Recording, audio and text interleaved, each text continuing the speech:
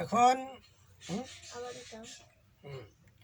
এখন এক শ্রেণীর লোক বের হয়েছে।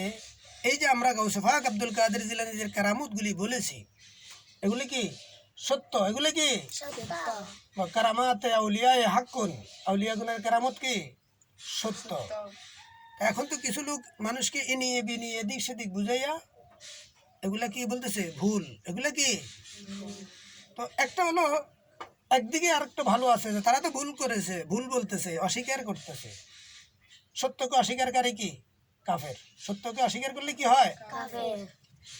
ওই জামানার কাফেরেরা যখন মানতো না, তখন নবীগণ যখন মুজিজা দেখাইতেন, তারা বলতো কি এটা জাদু। এটা কি এটা জাদু করেছে। কি করেছে?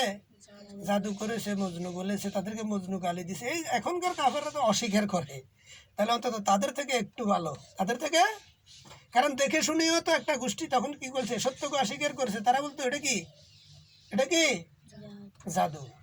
আর এখন তারা এটাকে শুনছে, তারা দেখে না, তখন বলতেছে কি এটা ভুয়া। এটা কি, এটা কেমনে হয়? কেমনে হয়? যেটা সাধারণ মানুষ দ্বারা সম্ভব নয়, এটা আউলিয়াদের দ্বারা, নবীদের দ্বারা হয় বলেই তো তার নাম মুজিজা এবং কেরামত হয়। কি হয়? তার নাম কি? মুজিজা, কেরামত, অলৌলিক ঘটনা, যা আল্লাহ তার নবীদের মাধ্যম দিয়ে, অলিদের মাধ্যম দিয়ে ঘটায়। এটা সাধারণ মানুষ দ্বারা তো অসম্ভব। কি সাধারণ মানুষ দ্বারা কি অসম্ভব? আল্লাহ তার নবীদের মাধ্যমে, তার অলিদের মাধ্যমে যাদেরকে জগতে আল্লাহ নিয়ামত দান করেছেন, সম্মানিত করতে চান, ঠিক তাদের মাধ্যম দিয়ে এই ঘটনাগুলি ঘটায় থাকেন। সেটা আল্লাহ পাকের কুদরত, আল্লাহ পাকের।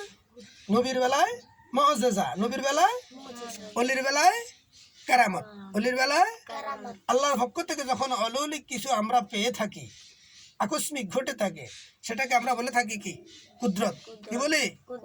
আল্লাহ পাকের কুদরত যখন নবীদের মাধ্যম দিয়ে ঘটে, তখন সেটার নাম হয় মুজিজা। সেটার নাম হয় কি মুজিজা। আর যখন আল্লাহ পাকের কুদরত অলিদের মাধ্যম দিয়ে প্রকাশ হয়, সেটার নাম হয় কারামত। সেটার নাম হয় কি? কথা বুঝাইতে পারছি? এটা তো সাধারণ মানুষ দ্বারা সম্ভব না। ঘটায় কে? আল্লাহ। তা আল্লাহর অলিদের মাধ্যম দিয়ে ঘটায়, আল্লাহর অলিদেরকে জগতে মানুষের কাছে বিশ্বাসী এবং সম্মানিত করার জন্য এটা আল্লাহ পাকের ইচ্ছা। আল্লাহ পাকের বিশ্বাস করা আর না করা সেটা তোমার ব্যাপার।